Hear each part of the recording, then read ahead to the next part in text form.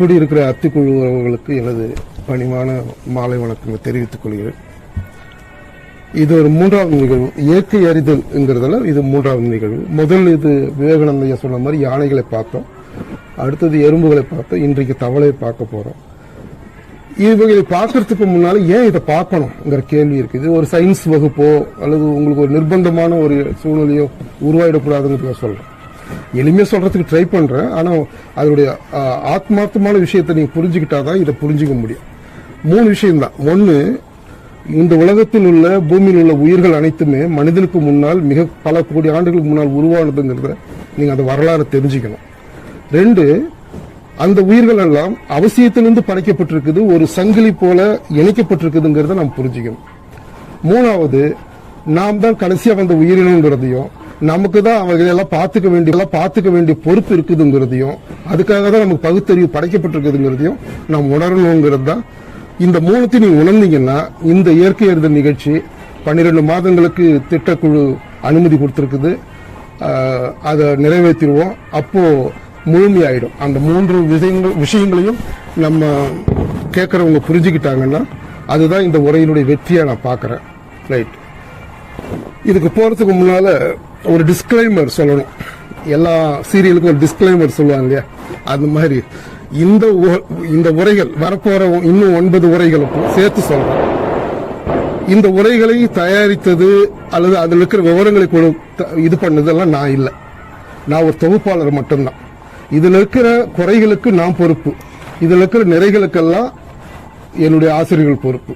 அப்படி பாத்தீங்கன்னா யார் யாருக்கெல்லாம் நான் நன்றி சொல்லணும்னு பாத்தீங்கன்னா, முதல்ல கோவை சதாசிவ ஐயா, ஆதி வள்ளியப்பன், காடோடி நாவலை எழுதின நக்கீரன், அடுத்து பூ உலகின் நண்பர்கள், அடுத்து சூழல் அறிமுகம் விவேக், மற்றும் இந்த ஜுவாலஜி பாட்டனி சம்பந்தமாக யூடியூப் வெளியிடுற ஆராய்ச்சியாளர்கள், எனக்கு பெயர் தெரியாத பல ஆராய்ச்சியாளர்களுடைய குறிப்புகளை படிச்சேன் நான்.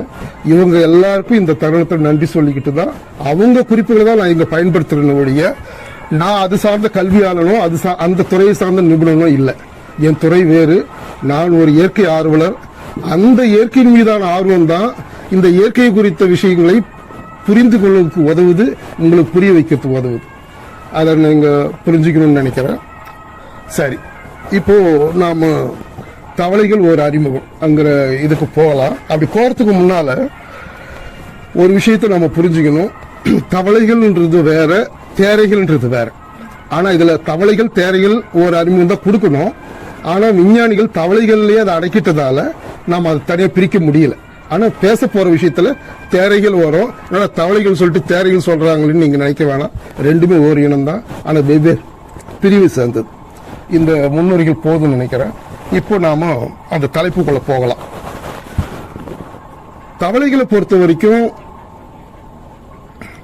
முதல் விஷயம் நாம் தெரிஞ்சுக்க வேண்டியது என்னன்னா, ரொம்ப ரொம்ப முக்கியமான விஷயம், 71% இருக்கிற நீர், 29% இருக்கிற நிலம் கொண்டது இந்த பூமி அப்படின்னா, அதுல நீரில் இருந்து தான் முதல் உயிரினம் தோன்றியது. அந்த நீரிலிருந்து முதல் நிலத்துக்கு வந்த முதல் உயிரினம் தவளை தான். அதுதான் முதல் முதுகெலும்பு பெற்று இருந்தது. அதுதான் 350 மில்லியன் ஆண்டுகளுக்கு முன்னால ஒரு குறிப்பிட்ட மீன் வகைக்கு செதில்களும் அதனுடைய துடுப்புகளும் பெருசாகி ஒரு கால்களா மாறும் பொழுது அது ஒரு கிட்டத்தட்ட ஒரு 10 கோடி ஆண்டுகள் அது எடுத்துக்கிட்டு 250 மில்லியன் ஆண்டுகளின் போது அது ஒரு தவளையாக மாறுது. அந்த தவளை தான் பின்னால மெதுவா நிலத்துக்கு வருது. முதல் நிலத்துக்கு வந்த உயிரினம் தவளை தான். அந்த வகையில் அது ரொம்ப முக்கியமான உயிரினம். அதை நம்ம புரிஞ்சுக்கணும். ஒன்று, அதே நேரத்தில் தான் மரங்களும் உருவாக ஆரம்பிச்சது. பூமிக்கு மரங்கள் கிட்டத்தட்ட 250 மில்லியன் ஆண்டுகள் ஆகிறதா சொல்றாங்க. ஆக மரங்கள் உருவாகிற நேரத்தில் தான் தவளைகள் உள்ள வருது. இந்த தவளைகளை பொறுத்த வரைக்கும் விஞ்ஞானிகள் 7210 இனங்கள் உலக அளவில் இருக்கிறதா மதிப்பிட்டு இருக்கிறாங்க. அந்த 7210 இனங்களும் அனுராங்கிற வகையில தேரைகளையும் தவளைகளையும் வகைப்படுத்துறாங்க. அப்படின்னா என்ன அர்த்தம்னா, இரு வாழிடங்களை கொண்ட உயிரினங்கள். அந்த இரு வாழிடங்களை கொண்ட உயிரினங்களை பொறுத்த வரைக்கும் அதுல முக்கியமானது தவளையும் தேரையும். இன்னொன்னு இருக்குது, சால்மண்டா, சிசிலியா 2 இருக்குது. அது நமக்கு இப்ப தேவையில்லை. இது தவளைகள் தேரைகளை தான் பார்க்கிறோம். அது வந்து 7210 உயிரினங்கள் அது வகைகள் இருக்குது இங்க. அதுல உலக அளவுல நாம இந்திய அளவுல கிட்டத்தட்ட 453 வகைகள் இந்தியாவில் மட்டும் இருக்குது. அந்த 453 வகைகள் இந்தியாவில் இருக்குதுன்னா அப்ப தமிழ்நாட்டை பொறுத்த வரைக்கும் நாம எவ்வளவு சிறப்பு வாய்ந்த பிரதேசத்தில் இருக்கிறோம்னா மேற்கு தொடர்ச்சியில் மட்டும் 330 வகைகள் அங்க மட்டும் இருக்கு. இந்திய அளவில் 413 தான். ஆனா அதுல 76% கொண்டிருக்குது நம்ம மேற்கு தொடர்ச்சி மலை. அந்த 330ல 156 வகைகள் ஓரிட வாழ்விகள். ஓரிட வாழ்விகள்னா மேற்கு தொடர்ச்சி மலையை தவிர வேற எங்கேயுமே அதை பார்க்க முடியாது அப்படின்னா அது மிக சிறப்பு வாய்ந்தது. அந்த ஜுவாலஜி துறையில ஓரிட வாழ்வியில பாட்டனியில் கூட ஓரிட வாழ்வியா இருந்ததுன்னா அந்த பிரதேசம் மிக முக்கியமானது. அந்த வகையில் மேற்கு தொடர்ச்சி மலை நமக்கு மிக முக்கியமான ஒரு பிரதேசமாக இருக்குது. அங்கதான் 156 அதுக்கே உரிய தவளை இனங்களை கொண்டிருக்குது. அதை ஆராய்ச்சி பண்ணணும்னா அமெரிக்காவிலிருந்து கூட இங்கதான் வந்தாகணும். அந்த அளவுக்கு அது முக்கியமான பிரதேசம். இந்த 7210 தவளை இனங்களும் 100% எடுத்துட்டீங்கன்னா அதுல 88% வந்து நீரில் வாழக்கூடியது. மீதி 12% தான் நிலத்தில் வாழக்கூடியது. அப்போ நிலம் நீர் இரண்டிலும் வாழக்கூடிய இதுல நீரிலும் இருக்கும் நிலத்திலும் இருக்கும் பார்த்தா 88%. நிலத்துல மட்டும் இருக்குன்னு பாத்தீங்கன்னா அது 18%. இது ஏன் இந்த விவரங்கள் வருதுன்னா பின்னால தேரைகளை பத்தி பார்க்கும்போது உங்களுக்கு புரியும். அதுக்காக தான். சரி, இப்ப முதல்ல தவளைகளுக்கும் தேரைகளுக்கும் வித்தியாசம் என்ன? ஏன்னா நம்மளுக்கு தேரைகளை தான் தவளைன்னு நினைச்சிட்டு இருக்கோம், தவளைகளை தான் தேரைன்னு நினைச்சிட்டு இருக்கோம். பாய்ச்சலாம். தவளைகளுக்கும் தேரைகளுக்கும் தோல் அளவுல, கண் அளவுல, தோற்றம் அளவுல, அதனுடைய முட்டையிடும் வடிவில், தோற்றத்துல எல்லாத்திலும் வித்தியாசங்கள் உண்டு. அதை நான் படிப்படியா சொல்லிட்டு வரேன். நீங்க கற்பனை பண்ணி பாருங்க. ஏன்னா நம்ம எல்லாம் கிராமத்திலிருந்து இதே கிராமம் தான். நீங்க தவளைகளை பார்த்திருக்கலாம். இனிமே பார்க்கிற கண்ணோட்டம் மாறிடும். தவளைகளுக்கான தோல் வந்து முதல்ல வழுவழுப்பா இருக்கும், ஈரத்தன்மையா இருக்கும். தேரைக்கு வந்து சொரசொரப்பா இருக்கும், மொரடா இருக்கும், பருக்களை கொண்டிருக்கும், பம்ப்ஸ் இருக்கும். ஒண்ணு. தோற்றத்தை பொறுத்த வரைக்கும் இது சிறியதா இருக்கும் தவளை. இதனுடைய தேரை இது வந்து கொஞ்சம் பெருசாகும், ஓரளவுக்கு எப்படி ரவுண்டட் ஷேப்பாகவும் இருக்கும். இது ஒரு வித்தியாசம். அடுத்தது, இது முட்டை இடும்போது திராட்சை கொத்து மாதிரி இடும் தவளை நீர்ல. ஆனா தேரை இடும்போது ஒரு ஸ்ட்ரிங் மாதிரி, ஒரு நூல் மாதிரி, ரெண்டு ஒரு பாத்தீங்கன்னா ஒரு ரயில்வே ட்ராக் போற மாதிரி இருக்கும், அப்படி விடும். அந்த மாதிரி விடும். இதுலயும் வித்தியாசம் கண்டுபிடிக்கலாம். அடுத்தது தவளை தாவம். எவ்வளவு தூரம் தாவும்னா அதோடைய இது வந்து ஒரு 10 இன்ச்சு, ஒரு 5 இன்ச்சு அது இருக்குன்னா கிட்டத்தட்ட 20 மடங்கு 100 இன்ச்சு தாவுமா. ஆனா தேரையால தாவ முடியாது, தத்தி தத்தி தான் போகும். ஏன்னா தவளையுடைய பின்னங்கால்கள் பெருசு, தேரையினுடைய பின்னங்கால்கள் சிறியது. ஏன்னா தேரை வந்து நிலத்தில் வாழக்கூடியது, அதை ப்ராட்ன்றோம், தவளைய ப்ராக்ன்றோம். அப்ப தவளை வந்து நிலத்திலையும் வாழும், நீரிலையும் வாழுங்கிறதால அதோட பின்னங்கால்கள் நீளமா இருக்கும். நீந்துவது அதுக்கு ஈஸி, தாவறது ஈஸி. ஆனா தேரைகளால பள்ளம் தோன்றது, தரைக்கு ஏத்த மாதிரி தான் அதனுடைய உருவம் இருக்கும், நீருக்கு ஏத்த உருவம் கிடையாது. அதனால தத்தி தத்தி தான் போகும். தாவறது வந்து தவளையால தான் தாவ முடியும். ரைட். அடுத்தது கண்கள். தவளையுடைய கண்களை பார்த்தீங்கன்னா பல்ஜிங் ஆகும், அப்படி பெருசாகவும் சிறுசாகும், சுருங்கும் விரியும், முன்னுக்கு வரும் பின்னுக்கு வரும். இந்த ஐசோலேஷன் இருக்கும். ஆனா தேரைக்கு அப்படியே ரவுண்டட் கண்ணு அப்படியே தான் இருக்கும். இவைகளெல்லாம் வைத்துக் கொண்டு நாம அதை இது தேரையா தவளையான்னு பார்த்துக்கலாம். இப்ப நீங்க கற்பனை பண்ணி பார்த்திருப்பீங்க, தேரையை தான் பல சமயத்துல நாம தவளைன்னு நினைச்சிருப்போம், தவளையை தான் தேரைன்னு நினைச்சிருப்போம், பார்த்திருப்பீங்க. பொதுவா தவளைகள் வந்து, தவளைகளும் தேரைகளும் அது வந்து நீர் வாழ் பக்கத்தில் தான் இருக்கும் எப்பவுமே. 18% மட்டும்தான், 12% மட்டும்தான் மரத்தில் இருக்கும், புதரில் இருக்கும், பாலைவனத்தில் இருக்கும், பாறை இடுக்குகள் இருக்கும். ஆனா பெரும்பான்மையானது நீர்நிலைகளுக்கு பக்கத்தில் தான் இருக்கும். உயிரியல் சார்ந்த விஞ்ஞானிகள் என்ன சொல்றாங்கன்னா, புவி மாசுபடுதா இல்லையாங்கிறது எதை வச்சு தெரிஞ்சுக்கலாம்? முதல்ல நமக்கு அறிவிக்கிற உயிரினம் தவளை தான் சொல்றாங்க. அந்த தவளைகள் ஒரு இடத்தில் இருந்தால் அது மாசுபடையாத நீர்நிலை, தவளைகள் அங்கு இல்லைன்னா அது மாசுபடிந்த நீர்நிலை என்று அறிவிச்சுறாங்க. ஆக பூமி மாசுபட்டால், நீர் மாசுபட்டால், சூழல் மாசுபட்டால், பூச்சிக்கொல்லியால் நிலம் பாழடிக்கப்பட்டால் முதல்ல பாதிக்கப்படுற உயிரினம் எது கேட்டீங்கன்னா தவளை. ஏன் தவளை அப்படி வருதுன்னா, அதுக்கு ஆமை போன்ற ஒரு பாதுகாப்பு சாதனங்களோ வேற எதுவுமே இல்லை. அது பலகீனமானது. உயிரினங்கள்லயே மிக பலவீனமானது தவளை தான். அதனுடைய தோள்கள் அதுக்கு தண்ணி குடிக்க தெரியாதுங்க. அதனால அது தோள்கள் மூலமா தான் தண்ணிக்குள்ள போவோம், தோல் உறிஞ்சிக்கும். அது வழியா தான் நீர் உள்ள போகும். அப்போ மாசடைஞ்ச தண்ணி அத்தனையுமே டைரக்டா உள்ள போயிருந்தால இம்மிடியா அது அந்த இனம் அழிஞ்சு போயிடும். அதுதான் முதல் காரணம். அதனுடைய இதயம் நமக்கு இருக்கிற 4 அறைகள் கிடையாது, 3 அறைகள் தான். 2 வென்ட்ரிகளும் ஒரு ஆர்டிகளும் அவ்வளவுதான் இருக்குது. அதனால அது ரொம்ப டப்பா அது பாத்தீங்கன்னா இப்படி இப்படி இப்படி அடிச்சுக்கிட்டே இருக்கும், பார்த்துருப்பீங்க. இது ஒண்ணு. இது தன் இனத்தை கவருவதற்காக அது மழை எப்பொழுதெல்லாம் காற்றில் ஈரப்பதம் மிகுகிறதோ அது கார்காலம் தான். அந்த நேரத்தில் அது தன் இணையை அழைக்கிறதுக்காக தொடர்ந்து கத்தும். அது கச்சேரின்னு சொல்லுவாங்க, தவளை கச்சேரின்னு சொல்லுவாங்க. அது நிறைய பேர் எரிச்சலா பார்க்கறது உண்டு, சில பேர் கச்சேரியா பார்க்கறது உண்டு. அந்த தவளைகள் ஏன் அதை பாடுதுன்னா அது முழுக்க முழுக்க தன் இணையை கவர்வதற்காக பாடுது. அப்படி பாடும்போது வாசி யோகி போல பாடும். வாசி யோகம்னா உங்களுக்கு எத்தனை பேர் தெரியும் தெரியல. மூச்சை ஒரு தடவை வாங்கிக்கிட்டு அல்லது மூக்கு வழியா இழுக்காம தொண்டை வழியா இழுத்து அதுக்குள்ளே ரீசைக்கிளிங் பண்றதா வாசி யோகம்னு வச்சுக்கோங்க. அந்த வாசி யோகம் முதல்ல செஞ்ச உயிரினம் பாத்தீங்கன்னா தவளை தான். அது ஒரு தடவை இழுத்துதுன்னா அதையே மறுபடியும் இருக்காது, ரீசைக்கிள் பண்ணிக்கிட்டே. அதனாலதான் ஒரு தவளை கத்தும் போது இடைவெளி இல்லாம கத்துறதுக்கு காரணம் அதுதான். விசில் ஊதுற கச்சேரியில போயிருந்தீங்கன்னா விடும்போதும் விசிலா சத்தமா மாத்துவாங்க, இழுக்கிறது சத்தமா மாத்துவாங்க. அப்ப அவங்களுடைய கச்சேரி இடைவெளி இல்லாத ஒரு கச்சேரியா இருக்கும். அதே மாதிரிதான் அதை விட இது நுட்பமானது.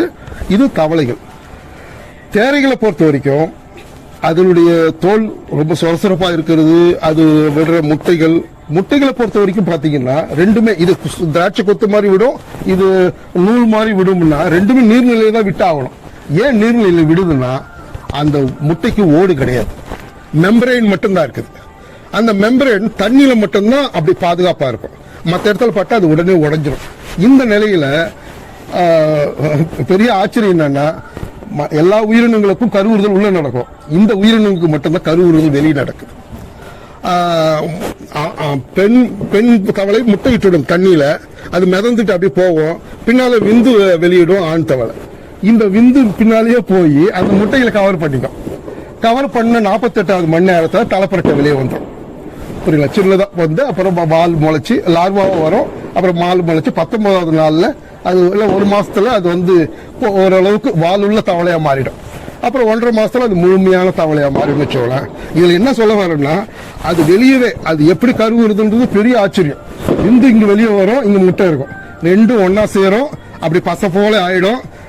கொஞ்சம் ஒரு 48வது மணி நேரத்தில் பார்த்தீங்கன்னா அதுல இருந்து மெதுவா வெளியே வரும். இது ஒரு வகையான கருவுறுதல் அல்லது தன்னுடைய தலைமுறையை விஸ்தரிக்குது. இன்னொரு ரொம்ப அழகான ஒரு 5 பாயிண்ட் இருக்குது. இதுல ஒரு வகை தவளை இருக்குது. அது என்ன பண்ணும் தெரியுங்களா? மண்ணுல போய் விட்டுட்டு தண்ணிக்கு வந்துடும். ஆண் தவளை தான் போய் பொறுப்பா நனைக்கும், தன் உடம்ப அங்க தெளிக்கும், நனைக்கும், உடம்ப தெளிக்கும். அந்த 48 மணி நேரம் அது வேலை தான். அது வெடிச்சு அந்த லார்வாக்களோ தலைப்பிரட்டி அப்படி நீருக்குள்ள வர வரைக்கும் பாதுகாக்கும். இது 2வது. 3வது ஒண்ணு இருக்குது. பெண் தவளை முட்டையிட்டுடும், பின்னாலேயே ஆண் தவளை போய் அதை அப்படியே வாயை திறந்து உள்ள எடுத்துக்கும். இங்க பை இருக்கு, அதுக்கு ஓக்கல் பை இருக்கு, அந்த பையில சேமிச்சு வச்சுக்கும். அப்படியே வச்சிருந்தா அது லார்வாவா மாறி வந்த பிறகு ஒரு கொட்டாவி மாதிரி விடும், தலைப்பரட்டைகள் வெளியே வரும். இது ஒரு மெத்தட். இன்னொரு மெத்தட் இருக்குது. இன்னொரு தவளை அது என்ன பண்ணும், முட்டையிடும், பின்னாலே ஆண் தவளை அந்த முட்டைகள் அப்படியே வாரி அந்த பெண் தவளை முதுகிலேயே பரப்பிடும். பரப்பிட்ட பிறகு அதுக்கு ஒரு ஜவ்வு வரும், உடனே ஜவ்வு கிளம்பிடும். அது ஜவ்வு போட்டு மூடிடும். மூடின பிறகு 48வது மணி நேரத்தில் லார்வா வெளியே வர வரைக்கும் அது சுமந்து தெரியும். இது இன்னொரு ஐடியா இருக்குது. பெண் முட்டையிடுறதுக்கு முன்னால நுரையா வெளியே தள்ளி அது ஒரு பை மாதிரி ஃபோம், ஷாம்பு ஃபோம் உருவாக்கும்ல, அது மாதிரி உருவாக்கிட்டு அதுல ஒரு முனையை எடுத்து பின்னங்கால்களை கட்டிக்கும், விட்டுக்கிட்டு முட்டையிடும். முட்டை போய் அந்த ஃபோம்ல போய் உட்காந்துக்கும். இவர் போற இடத்துக்கெல்லாம் இழுத்துட்டு போவாரு. எப்போ கரு வருதோ அதுல இருந்து வெளியே நீந்த ஆரம்பிச்சிடும். இது ஒரு வகை. இன்னொரு வகை இருக்குது, மரத்தவளை இருக்குது. அது என்ன பண்ணும், நீர்நிலைக்கு மேல 5வது அடியில இருக்கிற ஒரு மரபுந்துல தண்ணி தேங்கி இருந்ததுன்னா அங்கு இவங்கெல்லாம் 500 முட்டை இடுவாங்கன்னா அவர் 5 முட்டை தான் இடுவார். நீர்நிலை இல்லாத இடங்களில் விடுறவங்க 5 தான் விடுவாங்க. விஞ்ஞானிகள் சொல்றாங்க யாரெல்லாம் அதிகம் முட்டையிட்டாங்களோ அவங்க எல்லாம் எது போச்சுதா இல்ல பாக்காது. ஆனா இந்த 5 முட்டை இட்டுது பாருங்க, பொரிச்சுதா இல்லையா வந்துதா, பேரண்டிங் அஃபெக்ஷன் வந்து இந்த 5 முட்டை இட்ட உங்க டிபார்ட்மெண்ட் தான். பேரண்டிங் அஃபெக்ஷன் வந்து மிக நல்லா காட்டுறது வந்து இந்த 5 முட்டை 6 முட்டை இடுறவங்க தான். அப்போ இடமும் அவ்வளவுதான், அதனால தான் 5 முட்டை இடுதுன்னு வச்சுக்கோங்களேன். அப்போ அந்த இது ஒரு மூங்கில் இருக்க பள்ளம், அதுல தண்ணி தேங்கி இருந்தா, அல்லது ஒரு மரத்துல ஒரு தொலையில ஒரு பொந்துல ஒரு தண்ணி தேங்கி இருந்தா இட்டுட்டு அது தலைப்பரட்டியா மாறின பிறகு அங்கிருந்து தள்ளி விட்டுடும். அப்புறம் நீர் விழுந்து அது பழச்சிக்கும். அப்புறம் மரத்தில் ஏறிக்கும். இது ஒண்ணு.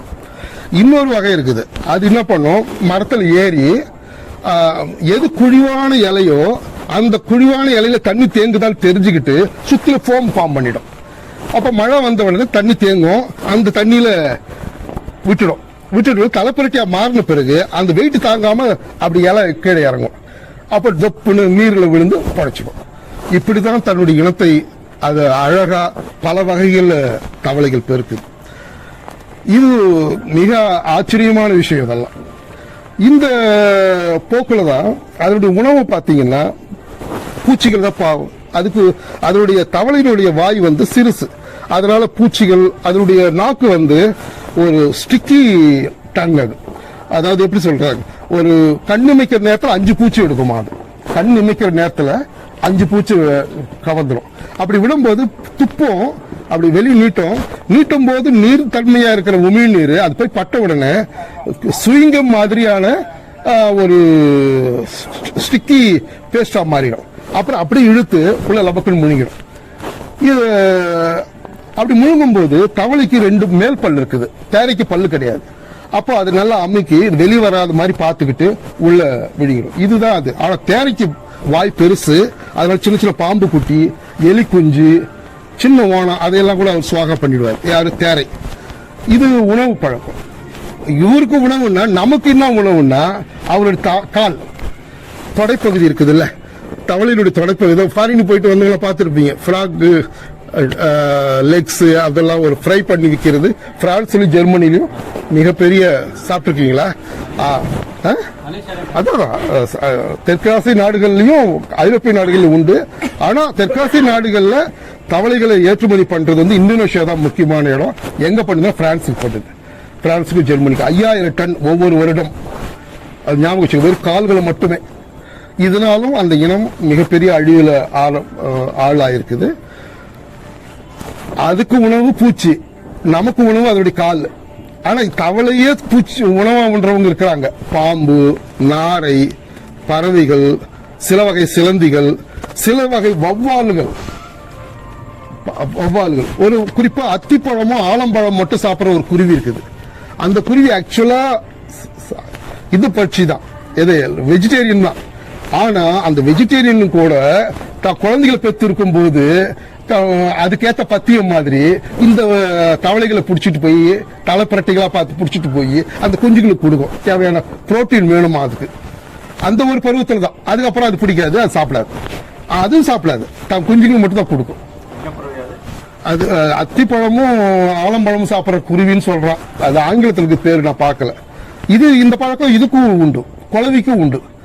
வெட்டுக்கிளிய அடிச்சு சாப்பிட்டுட்டு அதை கொண்டுட்டு அதை எடுத்துட்டு போய் ஒரு கூண்டுல வச்சு அதனுடைய பிளவுல தன்னுடைய முட்டைகள் இட்டுடும்.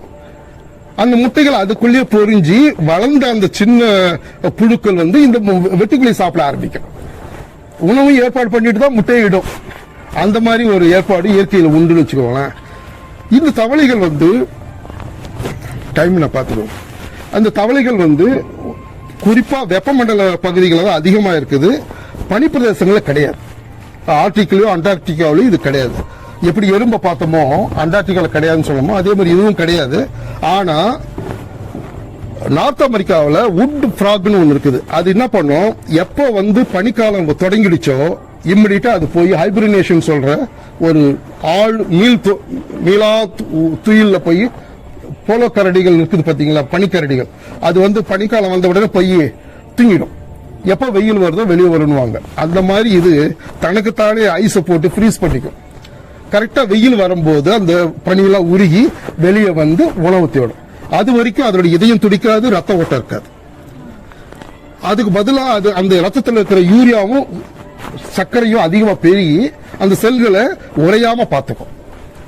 இப்படி ஒரு ஏற்பாடு அந்த தவளைகளுக்கு கொடுக்கப்பட்டிருக்கு. இன்னொரு தவளை இருக்குது, ரொம்ப விசித்திரமா இருக்கு. வேக்சி மங்கி ஃப்ராக்னு பேர். அவரு பச்சையா இருப்பார், ரொம்ப அழகா இருப்பார். அவர் வேலை என்ன தெரியுங்களா, நம்ம ஊர் அழகிகள் மாதிரி சன்ஸ்கிரீன் இல்லாம அவர் வெளியே வரமாட்டார். சன்ஸ்கிரீன் போட்டுட்டு தான் அவர் வெளியே வருவார். அவருக்கு எதுக்கு சன்ஸ்கிரீன் எங்க கிடைக்கும்னா அவருடைய கழுத்துல சுரக்குது. அது தாடையில எடுத்து அந்த வீடியோ பார்த்து அழகா இருக்கும். லேடி எப்படி அழகா கண்ணாடி முன்னால இருந்து போடுவாங்களோ அதே மாதிரி எடுத்து இங்க தடவிக்கும், இங்க தடவிக்கும், இங்க தடவிக்கும், இங்க தடவிக்கும். அது கை பின்னாலாம் போகும். நல்லா தடவிக்கிட்டு பளபளப்பா அனுப்புறதா வெளியே வருவார். ஏன்னா அதோடைய வெயில் அது எப்பவுமே ஈரமா இருக்கணும். அந்த வெயில் அந்த சூரிய கதிர்கள் அதை பாதிக்க கூடாதுன்னு இயற்கை அதுக்கு ஒரு வாய்ப்பு கொடுத்துருக்கு. ரைட். கோலியாத்துன்ற ஒரு தவளை தான் 15 இன்ச்சு 1.5 அடி இருக்குமா, அது 1.25 அடி, 15 இன்ச்சு நீளம், 3.5 கிலோ வெயிட். அதுதான் தவளையிலேயே பெரிய தவளை. சிறு தவளை கியூபன் ட்ரீ ஃபிராக்னு ஒன்று இருக்குது. அந்த கியூபன் ட்ரீ ஃபிராக் வந்து 1/2 இன்ச்சு தான் இருக்கும், சின்ன சின்னதா. நம்ம மழை காலத்துல உள்ள ஓடி வரும் பாத்தீங்களா, அந்த மாதிரி இருக்கும். அதனுடைய இது வந்து வளராத பருவம், அது வளர்ந்த பருவமே அவ்வளவுதான், இவ்வளவுதான் இருக்கும். புரியுங்களா? இதுல நீங்க யாரெல்லாம் அக்கல்பிட்டா ஒரு ஒரு பழங்குடிகளை பத்தி ஒரு சினிமா வந்தது ஐயா அமிர்தேஸ்வரி, உங்களுக்கு தெரியும் அக்கல்பிட்டா?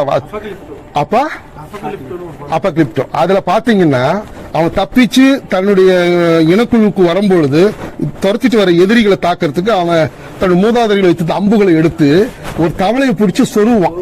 அந்த தவளைக்கு பேர் வந்து கோல்டன் ட்ராட் பாய்சன் ஃபிராக்னு பேர். அந்த அதுல அந்த அதோட முதுகுல இருக்கும். அதுல அந்த அம்பு சொருவி விழுவான். விட்டா உடனே இறந்துருவாங்க. 10 மனிதர்களை கொல்லக்கூடிய விஷயம் அந்த கோல்டன் ஃபிராக்ல இருக்குது. கோல்டன் ட்ராட் ஃபிராக்னு பேர் அதுக்கு. இன்னொரு ஐடியா இருக்குது அதுக்கு. எதெல்லாம் பளிச்சு வண்ணங்களோடு இருக்குதோ அதெல்லாம் விஷத்துவன்மையுடையதுன்னு அர்த்தமா. எதிரிகளுக்கு அது சொல்லுதான், நான் ரொம்ப பளபளப்பா இருக்கிறேன்னா என்ன பிடிக்காத விஷம் இருக்கு, எனக்கு சாப்பிடாது, அது ஒழுங்கி போயிடும். சில பேர் வடிவேல் மாதிரி என்ன பண்ணுவாங்க, இப்ப பத்திய காமெடினா இருக்குன்னா இந்த மறு வச்சு எப்படி டெரரா இருக்குன்னு காட்டுவோம் பாருங்க. அதே மாதிரி சில நல்ல தவளைகள் என்ன பண்ணும், தான் நிறத்தை வேணும்னே பச்சை மாதிரி காட்டிட்டு எதிரிய பயமுறுத்துது பார்க்கும். அது 2-3 வாட்டி பயப்பட 4வது வாட்டி வெளியிட்டு போயிடும். இப்படி ஒரு காமெடியா அது நடக்கிறது உண்டு. இனக்கவர்தலுக்கு போது அது கத்தும் போது இசையை கொடுக்கறதுக்கு கூடவே தன் நிறத்தையும் மாத்திக்கும். பச்சையா இருக்கிறது மஞ்சளா மாறும், பிரவுனா மாறும், பல்வேறு விதமா பண்ணும். அப்படி கொடுக்கும்போது கூட அது ஒரு விஞ்ஞானம் இருக்குதுன்னு சொல்றாங்க. ஈரப்பதம், காற்றில் ஈரப்பதம் எப்பொழுது இருக்கிறதோ அந்த நிசப்தமான வேலையில் தான் ஒலி அலைகள் சவுண்ட் மிக தூரத்துக்கு போகுன்றது ஒரு விஞ்ஞானம். அந்த விஞ்ஞானம் தெரிஞ்சுதான் அது ஈரப்பதம் உள்ள இரவுகள்ல அது அழகாக பாடுறதா, தன் இணையை கவர்றதுக்காக தொலை தூரத்தில் இருக்கிற இணையை வரவேற்கிறதுக்காக பாடுதுன்னு சொல்றாங்க விஞ்ஞானிகள். இப்படி அதனுடைய வரலாறு நீளுதுன்னு வச்சுக்கோங்களேன். விரிவா சொல்றதுக்கு இப்ப டைம் இல்லை, நான் சுருக்கிக்கிட்டே வரேன். பெருசா ஒரு 50 பக்கம் இருக்குது, அது நான் சுருக்கிக்கிட்டே வரேன். இப்ப சுருக்கிட்டு நம்ம ஊருக்கு வருவோம். நம் தமிழர்கள்ன்ற முறையில நம்முடைய சங்க காலம் பாடல்கள்ல கிட்டத்தட்ட 30 இடங்களுக்கு மேலாக இந்த தவளைகள் குறித்து, தேரைகள் குறித்தும் குறிப்பிடப்பட்டிருக்கு. பழமொழியில இருக்குது. நுணலும் தன் வாயால் கெடும், கேள்விப்பட்டிருக்கீங்களா? அர்த்தம் என்ன அதுக்கு தெரியுமா? மணல்ல தன்னை புதைச்சுக்கிட்ட பிறகு யாருக்கும் தெரியாதுன்னு நினைக்கிற அந்த தவளை, ஆனா அதோட குரல் மூலமா தான் இருக்கிற இடத்த காட்டி கொடுத்துடுது. அதனால வாயால கடுறவங்களுக்கெல்லாம் அந்த பழமொழி சொல்லுவாங்க. புரியுங்களா? அடுத்தது விவசாயிகளுக்கு சொல்லுவாங்க, தவளை கத்தினால் தானே மழைன்னு சொல்லுவாங்க. புரியுங்களா? அப்போ அது ஒரு காலத்தை முன்னறிவிக்கக்கூடியது. இதுதான் அகநானூறுல ஒரு பாடல் சொல்லப்படுது. ரொம்ப அழகா இருக்கும். 2 விஷயம் சொல்லி முடிச்சுக்கிறேன். காதலி வந்து தன் தோழிகிட்ட சொல்றான், என்னுடைய காதலன் ஏமாத்திட்டான். எப்படி சொல்றது? கார்காலம் தொடங்குவதற்கு முன்னாடி வருவேன்னு சொன்னான். அவன் வரல, பாத்தியா? கார்காலம் இன்னும் தொடங்கலையே அப்படின்னு இவன் சொல்றான். இல்ல, பொய்யா சொல்ற? தவளைக்கு ஒருபோதும் பொய் சொல்லாது. அதுக்கு அது கார்காலத்தில் இரவுல அது கொடுக்குற ஒலி எழுப்புறத கச்சேரியை பார்த்த உடனே நான் தெரிஞ்சுட்டேன் கார்காலம் வந்துடுச்சு. அப்போ இது பொய் சொல்லாது, என் கணவன் என்னுடைய காதல் தான் பொய் சொல்லியிருக்கிறான் அப்படின்னு ஒரு பாடல் அதுல வரும். இன்னொரு பாடல் இதை பார்க்கும்போது நமக்கு தமிழ் சமூகத்திலும் சரி, இந்திய சமூகத்திலும் உலக அளவிலையும் தவளைகளை பற்றி சில மூட நம்பிக்கைகள் உண்டு. தவளை பொம்மை எடுத்து வச்சுக்கிட்டீங்கன்னா, ஃப்ராக் பொம்மைகள் ஏதாவது டேபிள் மேல இருந்தா பணம் கொட்டும், சிரிக்கும் புத்தர் வைக்கிற மாதிரி இது ஒரு பழக்கம் உண்டு. சீனர்கள் ரொம்ப நாளா நம்பிட்டு இருந்தாங்க அந்த காலத்துல, தவளையின் மீதுதான் இந்த உலகம் இருக்குது, அப்பப்போ சூரியனையும் சந்திரனையும் விழுங்க பாக்குது நாட்டை நீட்டி, அதனாலதான் சூரிய கிரகணம், சந்திர கிரகணம், அமாவாசை இதெல்லாம் வருதுன்னு ரொம்ப நாள் நம்பிட்டு இருந்தாங்க. மோசேவுக்கு கூட ஒரு ஆத்திரம் எகிப்து மேல, யூதர்கள் இப்படி கொடுமை பண்றீங்களே, அதனால தவளைகளை ஏறி விட்டார். அந்த எகிப்து நகரம் முழுக்கும் தவளைகளை ஏவி விட்ட ஒரு சம்பவமும் பைபிள்ல குறிப்பிட வருது. ஆனா எகிப்தியர்களுக்கு தவளைகள் வந்து ரொம்ப செழுமையினுடைய அடையாளமா கருதப்படுது. ஏன்னா நைல் நதி வெள்ளம் வரும்போது தான் அந்த வயல்களுக்கெல்லாம் நல்ல உரம் கிடைக்கும், நல்ல செழிப்பா வளரும். அப்போ வெள்ளம் வரத்துக்கு போதே கூட தவளைகளும் வரும் இல்லையா, அவன் வெள்ளத்தை விட்டுட்டான். தவளைகள் வரதால தான் அவன் செழுமையா இருக்கணும்னு சொல்லிட்டு தவளைகளை பூஜிப்பதும், தவளை உருவுல ஒரு சாமியை கூட உருவாக்கி வச்சிருக்காங்க. அவங்க ஸ்பீனிக்ஸ் அதெல்லாம் நிறைய வச்சிருப்பாங்க. அந்த மாதிரி நம்ம ஊர் மாதிரி தான், அதே மாதிரி அவன் தவளைகளுடைய தலையில ஒரு சாமியை கூட உருவாக்கி வச்சிருக்கான். இது ஒரு நம்ம ஊரை பொறுத்த வரைக்கும் மூட நம்பிக்கை. எது பார்த்தா எகிப்து. நம்ம ஊரை பொறுத்த வரைக்கும் தவளைக்கு கல்யாணம் பண்ண மழை வரும். அடுத்தது தேரை தவளையை கூட மன்னிச்சிடுறாங்க. நான் இது ஜோதிடத்தில் என்ன சொல்றாங்கன்னு போய் பார்த்தேன். ஜோதிடக்காரர் சொல்றேன், தவளை வீட்டுக்குள் வந்தாலும் கூட மன்னித்து விடலாம், தேரை மட்டும் வரக்கூடாது. கணவன் மனைவிக்குள் மிகப்பெரிய சண்டை வரும். அது வேற. அடுத்தது அது வந்து மெடிக்கலா வருது. இங்க மூட நம்பிக்கையா வர்றது, ஜோசியத்துல வர்றது, தேரையை அவன் மன்னிக்கிறதே கிடையாது. தேரை வந்தா கணவன் மனைவி பிரிஞ்சிருவாங்க. தவளை வந்தா பரவாயில்ல, ஆனாலும் அது ரொம்ப முக்கியம் இல்லை, தேரை தான் வரக்கூடாது. என்ன காரணம்னா, தேரையை பொறுத்த வரைக்கும் ஒரு 3 விஷயம் சொல்லி முடிச்சுக்கிறேன். தேரை மோந்த காய் அப்படின்னு தென்னை ஐயா வானவனுக்கு தெரியும். அது பாக்குறதுக்கு நல்லா தேங்காய் மாதிரியே இளநீ மாதிரி தான் இருக்கும். வாங்கிட்டு வருவோம், உடைச்சு பார்ப்போம், உள்ள பருப்பு இருக்காது, தண்ணி இருக்காது. தேரை மோந்த காயின்னு சொல்றோம். அந்த தேரை மோந்த காய் வந்து தேரை வந்து அதை நக்கிட்டதாலேயோ எதுதான் காரணம் அப்படின்னு ஒரு பழமொழி. ஆனா விஞ்ஞானிகள் அதை கடுமையா மறுக்கிறாங்க. அது ஒரு நுண்ணுயிரின் காரணமாக தேரை மோந்த காயின்றது உருவாவதை ஒழிய தேரைக்கும் அதுக்கு சம்பந்தம் இல்லை. இது இன்னைக்கு இருக்க விஞ்ஞானிகள் சொல்றதுல நமக்கு ஆட்சேபம் இல்லை. ஆனா 1900 அந்த பாடலாசிரியர் பேர் தெரியாது. ஏன்னா 1900 யாரு எழுதுனதே தெரியல. சேரனுக்கு 900, பாண்டியனுக்கு 900, சோழனுக்கு 900 சொல்லிட்டு எழுதப்பட்ட பாடல் அது. அதுல 130 தான் 2700 130 நமக்கு கிடைச்சிருக்குது. அதுல ஒரு பாடல் சொல்லுது, ரொம்ப அழகா இருக்கும். ஜன்னலை திறக்கிறா மாடியிலிருந்து, மன்னன் வந்து ஊர்வலம் போறான். அதை பார்த்து அந்த அழகலை இவன் மயங்கிடுறான். யாரு? தலைவி. அதாவது பாடலினி தலைவி. அவனுக்கு இதுக்கு சம்பந்தம் இல்லை, பாடலினி தலைவி. இவன் ஒரு பொண்ணு பார்க்கறான், அவன் மயங்கிடுறான். பசலை நோயால பாதிக்கப்படுறான், காம நோயால. தோழிகளுக்கு தெரிஞ்சிடுது, வலைகள் நழுவுது, பசலை படருது. இது அம்மாவுக்கு போயிடுச்சு தகவல். அவ்வளவுதான், ஒரு சின்ன தடி எடுத்துட்டு வந்து அடிக்கிறான். எப்படி மன்னனோட பேசலாம், மன்னன் பார்க்க கூடாது நீ அப்படின்னு கட்டுறான். அப்ப அவன் சொல்றா, மன்னனை நான் இதுவரை பார்த்தேனே ஒழிய பேசியதில்லை, அவருக்கு என்ன தெரியாது, எனக்கும் அவரை தெரியாது, எதுவும் பாவம் அறியாது, என் மீறி இப்படி ஒரு பழி விழுகிறதே. எப்படி பழின்னா, தேரை மோந்ததால் இளநீர் போய்விட்டது என்று தேரை தொடாமலேயே தேரின் மீது பழி சுமத்தினார் போல. தேரையார் திங்கில் அருந்தா குற்றம் சுமந்தே அப்படின்ற ஒரு வரியில போடுவாங்க. அந்த காலத்திலே அவருக்கு தெரிஞ்சிருக்குது தேரைக்கும் இதுக்கும் சம்பந்தம் இல்லை, ஆனா வீண் பழி தேரை மேல போட்டுறாங்க அப்படி. அதே மாதிரி சகோதரி சொன்ன மாதிரி கர்ப்பிணின் மீது தேரை பாய்ந்தால் அந்த பிறக்கிற குழந்தை தேர குழந்தையா மாறிடும். தேர குழந்தைல தேராத குழந்தை, ஒல்லியா தோலும் எலும்பு தோலுமா சோமாலியா மாதிரி ஆப்பிரிக்க குழந்தை மாதிரி பிறந்தா அது தேரை குழந்தைன்னு சொல்லுவாங்க. அது தேரைக்கும் அதுக்கு சம்பந்தம் இல்லை. அது நியூட்ரிஷன் ப்ராப்ளம் இருக்குது, சத்துணவு ப்ராப்ளம் இருக்குது, அது கொடுத்தாதான் சரியாகும். தேரைக்கும் அதுக்கு எந்த விதமான சம்பந்தமும் இல்லை. அதுக்கு பின்னால கண்ணுகளுக்கு பின்னால ஒரு விஷ சுரப்பி இருக்குது, உண்மைதான். அது மனிதர்கள் இது வரைக்கும் எந்த பாதிப்பு தந்தது இல்லை. அதாவது தென் அமெரிக்க நாடுகள் இருக்கிற கோல்டன் ட்ராட் மாதிரியான அந்த பாய்சன் தவளைகள் கொள்ளுமே, அந்த விஷத்தை எடுத்தா கொள்ளுமே ஒழிய நம்ம ஊர்ல அந்த மாதிரி தவளைகள் இல்லை. குறிப்பா தேரைகள் அப்படி இல்லை. அது தன் எதிரிகளை குழப்புவதற்காகவும் நெருங்காமல் இருப்பதற்காகவும் அது ஒரு மாதிரி ஸ்ட்ராங் ஸ்மெல் உள்ள ஒரு கேஸை ரிலீஸ் பண்ணுதுன்னு சொல்றாங்க. மனிதர்களுக்கு அதனால பிரச்சனை இல்லை. ஆனால் நம்ம தேரையை மிகப்பெரிய லெவல்ல வில்லன் மாதிரி ஆக்கிட்டோம். ஒன்று. ரெண்டாவது, தேரை விழுந்த கல்லுன்னு ஒன்று இருக்குது. சிற்பி ஒரு கல்லை தேர்ந்தெடுக்கும் பொழுது 2 வேலைகளை செய்வான். ஒன்று, தட்டி பார்க்கறான், சப்தம் வந்தா அது தேராத கல்லுன்னு சொல்லிடுறான். இன்னொன்னு தண்ணியை ஊத்துறான். அது மேல தண்ணியை ஊத்திட்டு வெயில்ல வச்சுட்டான்னா, அதான் வெயில்ல தான் இப்ப பாரு, தண்ணி ஊத்திட்டு கொஞ்ச நேரத்துல காஞ்சிடுச்சுன்னா அது நல்ல பாரு. காயாம பல இடங்கள்ல ஈரத்தோடு இருந்ததுன்னா அது தேராத பாறை. இந்த தேராத பாறையை தான் தேரை விழுந்த பாறை அவன் சொல்றான். ஆனா கல்லுக்குள் எப்போதுமே தேரை இருந்ததில்லை, இருக்க முடியாது. அப்ப விஞ்ஞானிகள் எல்லாம் சொல்றாங்கன்னா, கல்லிடை தேரைன்னு வந்திருக்கணும், அது கல்லுக்குள் தேரையா மாத்திட்டாங்க இவங்க. எப்படி தேராத குழந்தை தேரை குழந்தைன்னு சொல்றோமோ அதே மாதிரி இது தேரை கல்லுக்குள்ள தேரை கிடையாது.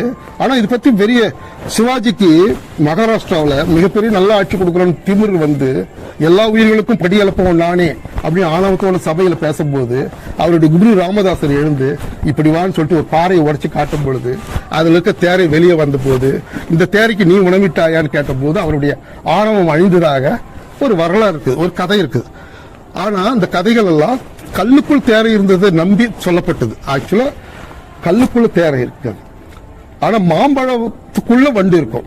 அது அது அது சரியானது. எப்படின்னா, பூவா இருக்கும் போது அந்த மாம்பழம் வண்டு முட்டையிடும், அது பிஞ்சில போவோம், அப்படியே காயில போவோம், அப்புறம் பழத்துடைய கொட்டையில போய் செட் ஆயிடும், அப்புறம் உதிர்ந்து அந்த விதை பிரியும் போது அது வெளியே வரும். அந்த அதனுடைய ஆயுட்காலம் இது ஆயுட்காலம் பார்த்தீங்கன்னா சரியா இருக்கும். ஆனா தேரையினுடைய ஆயுட்காலம், தவளையுடைய ஆயுட்காலம் 14 ஆண்டுகள்ல இருந்து 40 ஆண்டுகள் வரைக்கும் பதிவு பண்ணிருக்கிறாங்க. ஆக்சுவலா சராசரி 20 ஆண்டுகள் தான் அது. அப்போ ஒரு பாறை உருவாவது, பாறை இருக்கிறது அது நூற்றுக்கணக்கான நூற்றாண்டுகள், அதுக்குள்ள வரதுக்கு வாய்ப்பு இல்லை. ஆனா கல் இடைக்குள்ள பல பாறைகளுக்குள்ள இடுக்கு இருக்குல்ல, அதுல அது தேரையால போக முடியும், தவளையால போக முடியும், தேரையால போக முடியும். அது போய் இருந்திருக்கலாம். அதான் அவங்க சொல்றாங்க போல இருக்குதுன்னு விஞ்ஞானிகள் சொல்றாங்க. ஆக நம்ம சங்க காலத்திலும் சரி, நம்ம தமிழ் சமூகத்திலும் சரி, தவளைகள் குறித்து ஒரு தேரைகள் குறித்த சரியான பார்வையை ஏற்கனவே பெற்றிருந்தாங்கன்றது ஒரு தகவல். இந்த நேரத்தில் இந்த மாதிரியான தவளை இனங்கள் நம்முடைய சுற்றுப்புற சூழலை மாசுபட்டுதா இல்லையான்னு அறிவிக்கிற ஒரு உயிரினமாக இருக்கிற அந்த தவளை மிக தொடரட்டுமா?